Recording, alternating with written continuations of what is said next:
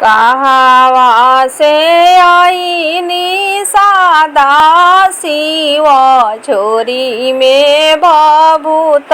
ले कहावा से आईनी गौरा देई हाथ के कलश ले पूर्व से आईनी सादा शिव झोरी में भभूत ले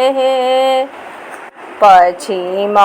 से आईनी गौरा देई हाथ के कलश ले कहावा बैठाई सादा शिव झोरी में भभूत ले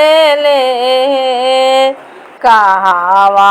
बैठाई गौरा देई हाथ के कलश ले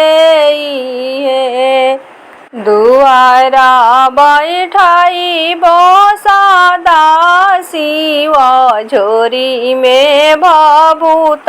ले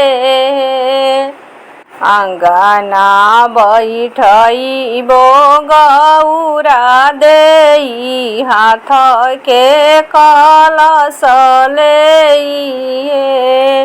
खाइए खियाई सादा शिव झोरी में भभूत ले खाइए खियाई गौरा देई हाथ के कलश ले भंगिया धतूरी खियाई सादा शिव झोरी में भभूत ले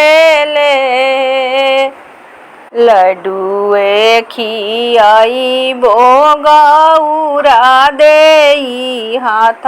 के कलश ले